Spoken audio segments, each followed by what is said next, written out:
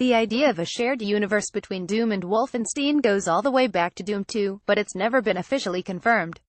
A special weapon at the end of Wolfenstein 2 is further evidence that the games share a common timeline.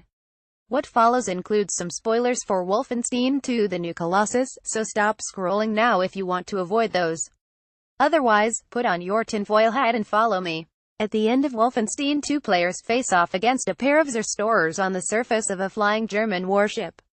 A super soldier inside of a mech suit. The Zerstorers are not only heavily armored, they're also each carrying two Ubergewehren.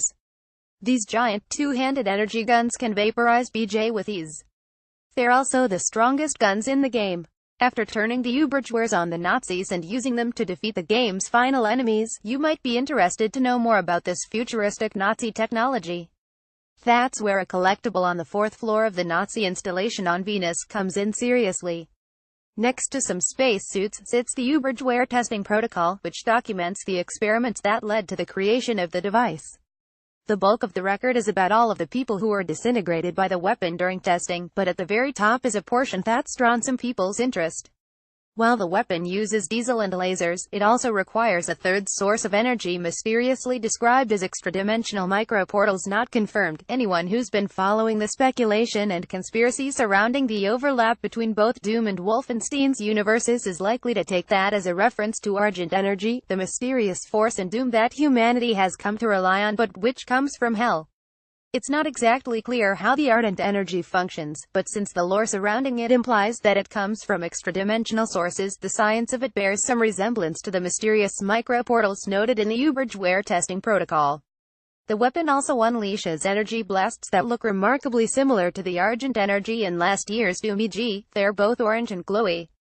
It's not the most explicit connection, but that's part of its charm. Rather than offer an obvious Easter egg, the illusion is buried in a collectible most people are likely to pass by as they simply try to get back from the Nazi bunker on Venus alive. I usually don't bother with collectibles in games, but the flavor text provided in Wolfenstein 2's are especially interesting and good at building out its world. Suspicions about a shared Doom and Wolfenstein universe originally started with Doom 2, which had secret rooms that were perfectly recreated levels from Wolfenstein 3D.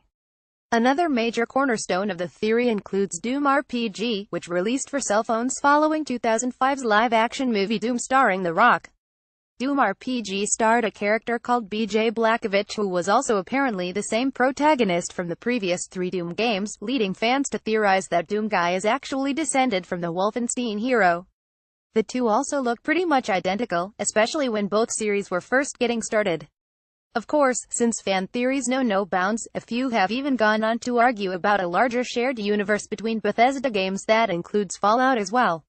Evidence for that, however, remains much less convincing.